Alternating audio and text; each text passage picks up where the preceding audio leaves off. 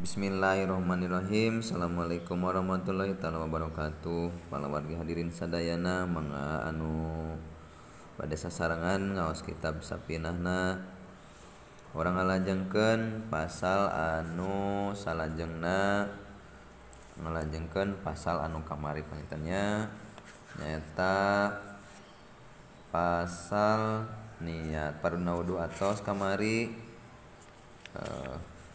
bilih aya nu tacan terang dinu parduna wudu kamari mangga di tinggalan wae serta acana.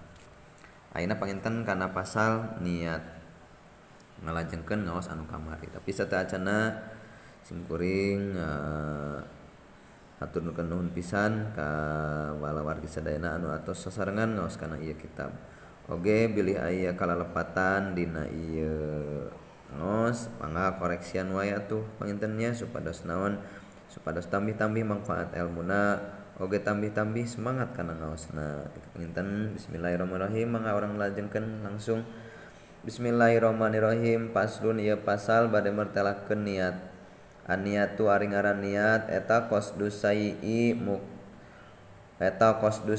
najah hiji perkara muktaronan bari dibarengan bipilihi gumi gawena eta perkara wa mahaluha jeung ari tempatna niat eta alqalbu dina hate wa talappudu jeung ari ngucapkeunana atanapi ngatalapud kana eta biha kana eta niat sunnatun sunnat wa waktuha jeung ari waktuna niat eta inda goslu awali juz'in nalika mimiti ngumah juj atanapi ngumah perkara minal wajhi tina beungeut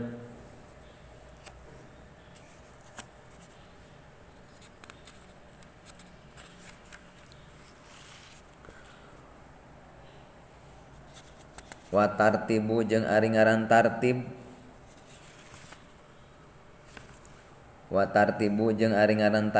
eta alla yuqaddima ulah ngaheulakeun anjeun udwan kana anggota wudu anu pernah dikumbah ti paneuri ala udwin jeung ulah maneurikeun anjeun kana anggota wudu anu pernah dikumbah ti heula kitu panginten. Orang penjelasanana sakedik perkawis niat.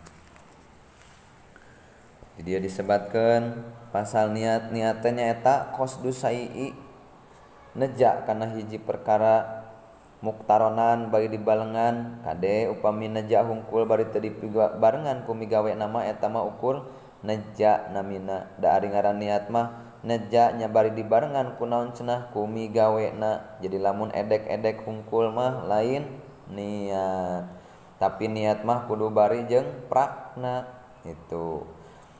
Wa mahaluha jeung ari tempatna niat eta alqalbu dina hate.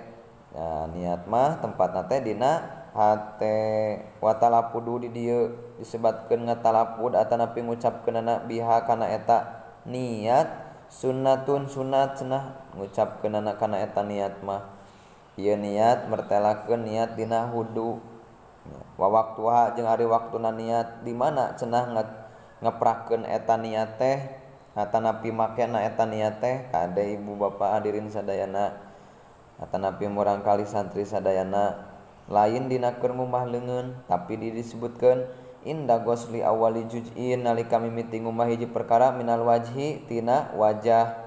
Ade hati-hati berarti pas nepina cai kana wajah biasana cai dibanjurkeunana ti luhur heula. Jadi pas nawaitul wudu'a li raf'il hadasil asgori padulillahi ta'ala pamianu bari ditalapud.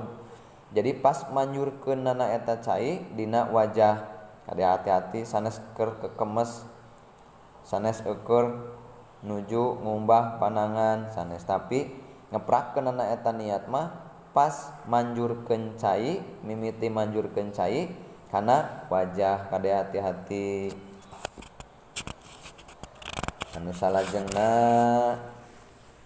nyaeta tartib. Ari tartib teh tadi tos disebatkeun oge dina pasal parduna wudu tapi di dieu dilengkapan deui ari ngaran tartib teh naon cenah nyaeta tartib teh ulah miheulaan anu ulah ngaheulakeun anu paneuri ulah maneurikeun anu ti heula dikumbahna eta anggahota wudu kitu panginten.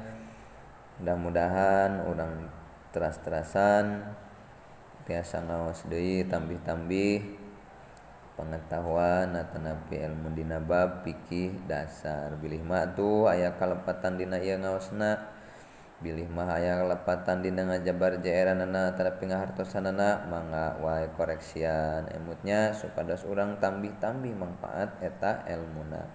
Sakitu panginten ibu bapak hadirin santri sadayana, mudah-mudahan aya manfaatna khusus pisan kanggo diri abdi atuh umumna kanggo sadayana. Alhamdulillahirabbil alamin. Wassalamualaikum warahmatullahi wabarakatuh.